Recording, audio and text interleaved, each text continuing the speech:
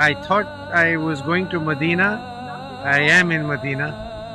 It was really inspiring. It broke my heart many times, and I wish it would not end. Wonderful.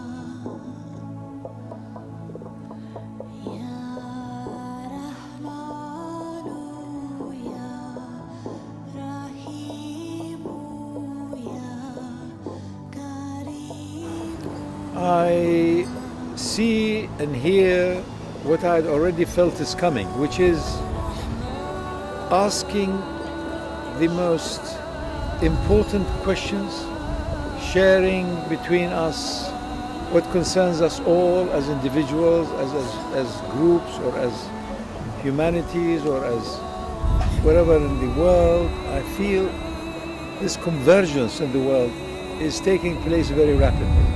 And I'm sure the internet, the social media and all of that is helping it a lot. I am most delighted to hear what I heard, to be with the people that we have in Durban, which is considered to be a very conservative society and very traditional. I am most delighted to see people asking, say, what is the whole purpose? What is death? What is the ruh? What are the differences or similarities between religions? These are key issues. I am most delighted to be here.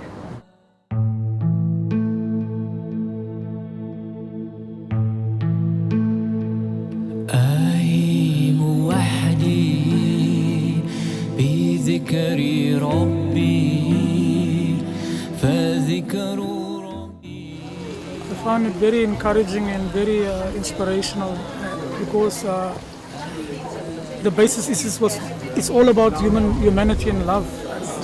To me, what hit home is that if this talk doesn't poise you for transformation, then nothing will. And I think I've got to take it into my life, probably live in a way that we live in the present, like when we were children.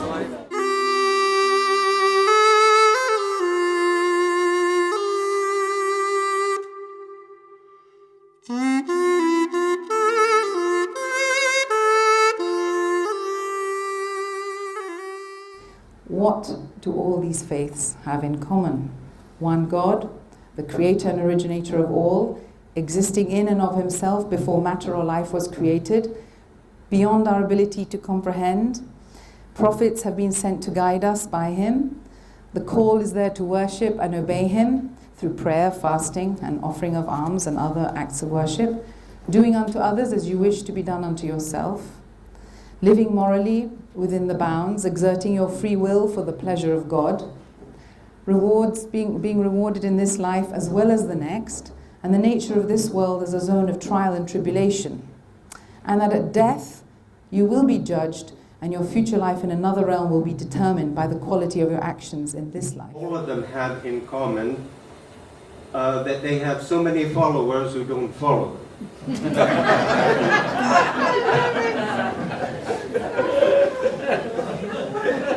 They all have so many followers who fail to see their inner strength and their inner message. That they have in common. They all have in common the preaching of Tawheed, that there is one God. And I do believe they all make the same implication. If there is one God, there is one humanity. It means we're all in the same boat.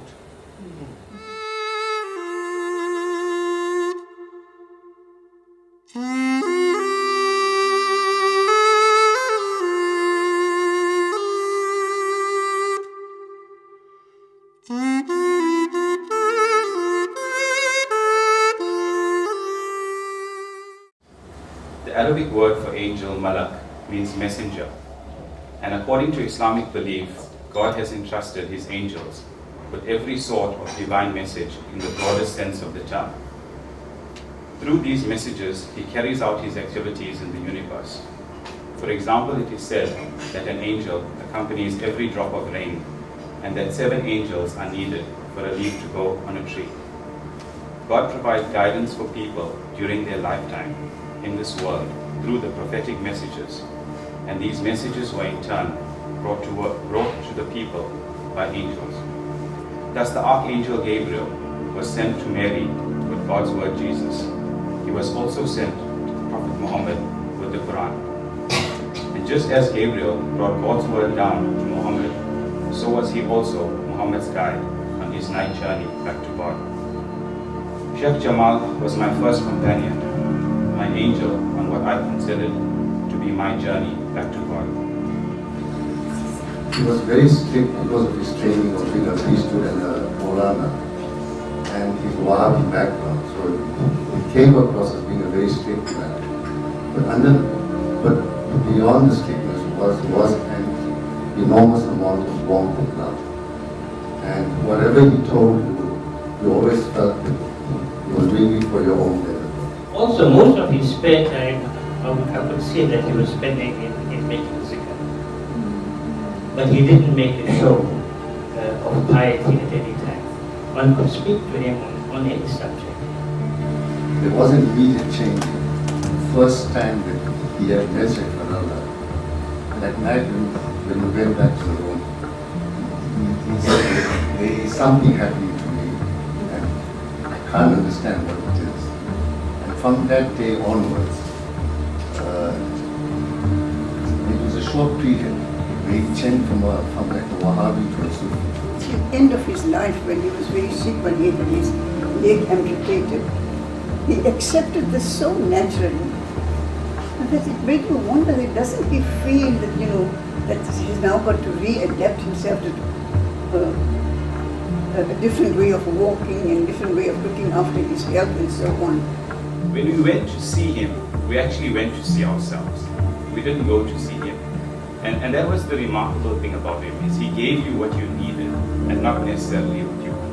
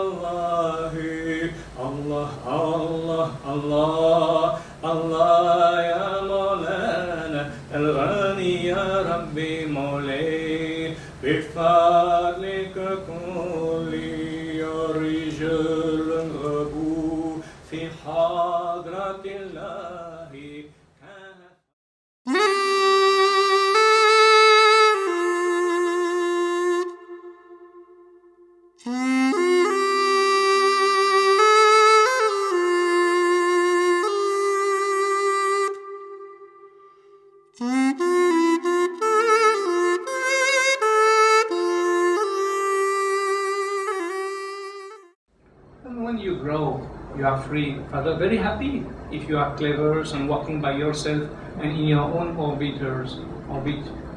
But you need a little training before, as I said from the beginning. It means freedom is freedom, fully free. You have to get this freedom to receive all the inspirations. As in Al-Khidr, teaching Sayyidina Musa also, Al-Khidr, about these inspirations, giving ilm laduni, is full inspirations that you receive when your heart is ready to receive it. Just to clean, قد أفلح من تذكر, قد أفلح من تذكر. تزكية النفس, all the tasawwuf of this way, تزكية النفس, just cleaning the souls, and everything's calm, simply, naturally. Din al-Hanif, Ibrahim Hanifa.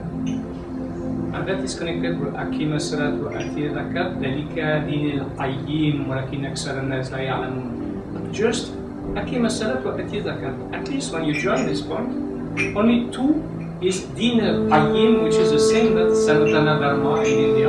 Sanatana Dharma is eternal law, eternal Din al-Qayyim, same eternal Din. أقيم الصلاة وآتي الزكاة, just two. Praying, meditating, and sharing, giving. Two pillars of Din al-Qayyim. And you can find absolutely in every religion these two pillars also. Aqim as-salat wa ati al-zakat. The pillar of eternal law, eternal religions, behind all, at the beginning, I say from the golden age until now, same.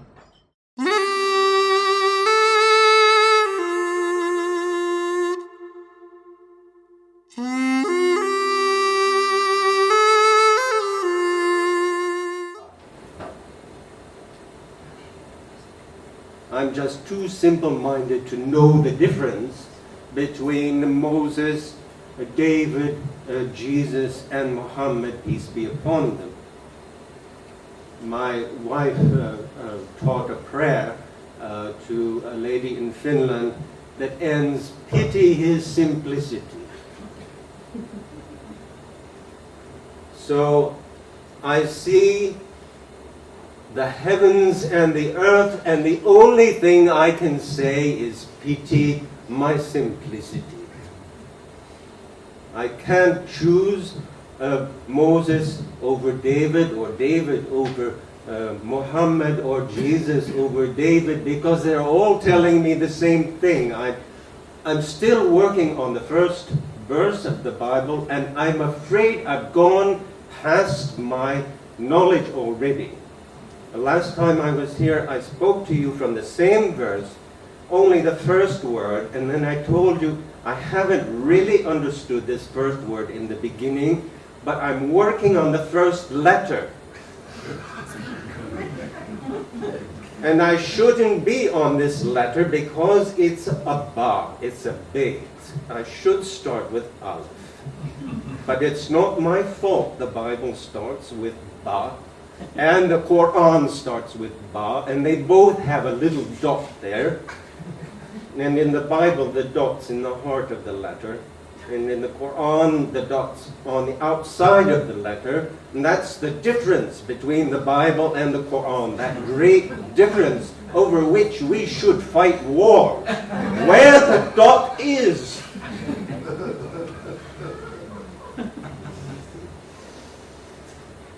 I'm glad to have the dot in my heart and on the outside. Book.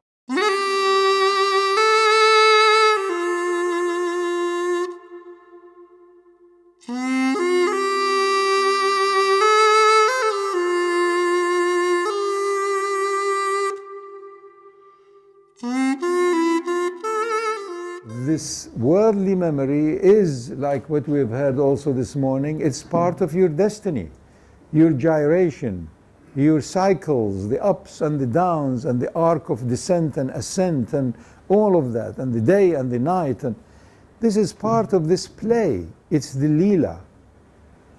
If it constantly shines upon, receives the light from, connects with pre-memory, eternal memory. هل أتى على الإنسان حين من الدهر لم يكن شيئا مذكورا. It's not an idle question. It is not to just reflect upon not to just to meditate upon, is to actually dive into and unify with the source of that question. Was there a time that you and I or he or she could not be ever mentioned or remembered? In the memory of this world, in your parents' memory, your memory, my memory, yes, there was a time nobody could say you will come to this life. But equally, there is another side to the same story, that you were in the unseen, if you like, cosmology of all events in the universe. So it is both. As far as you and I are concerned, nobody could mention you. But as far as truth is concerned, Haqq is concerned, Allah is concerned, you are of course there. Because Allah huwa al-awwalu huwa al-akhiru, huwa al-zahiru huwa al-batinu. These ideas of He has come, He is gone, He has lived, He has died, He has done good work, done bad work, none of these things arise. They are of no significance. That is why the people were puzzled when the ayah came that, and the garden's width is more than the heavens and earth. So they asked the Prophet ﷺ, but where is hell then? If the garden's width is more than heavens and earth. So he said, but where is night when day comes? It is like that. When that pre-memory, when the light of lights in you is accessed, then nothing else matters. As Rumi says, we have a party. Come to the party. And if you have come, then nothing matters. And if you haven't come, then nothing matters. You are at a loss anyway, so nothing matters. Spare us. Imam Ali alayhi salam has the most beautiful teaching. He says, the bigger is your challenge or the problem facing you, give it least importance.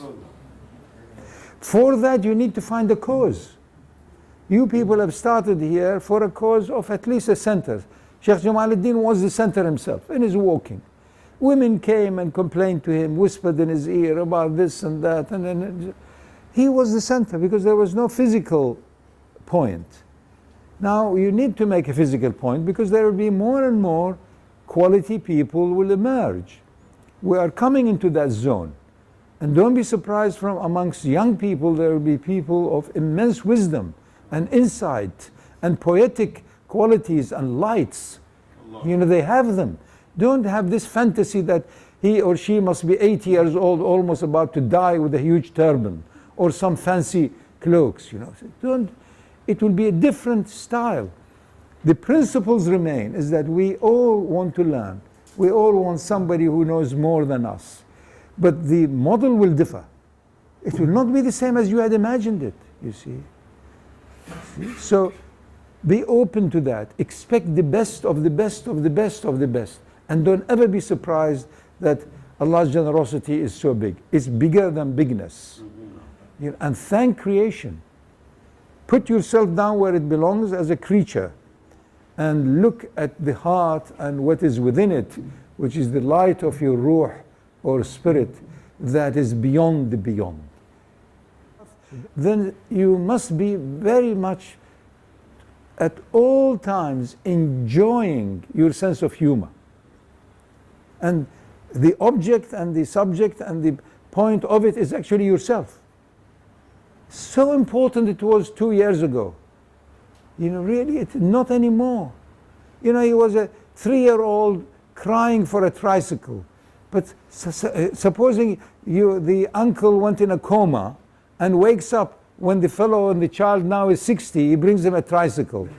You know, Baba Jan, everything has its time and its time and place is an illusion.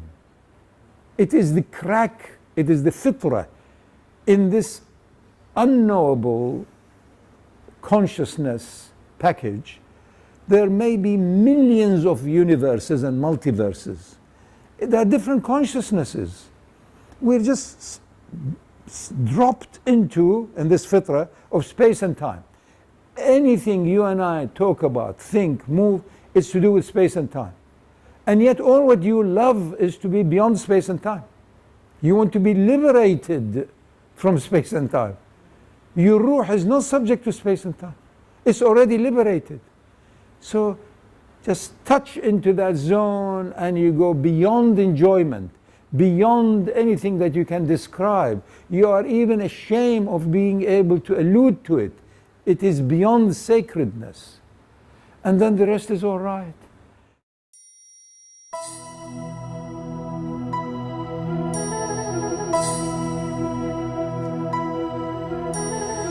Bismillah.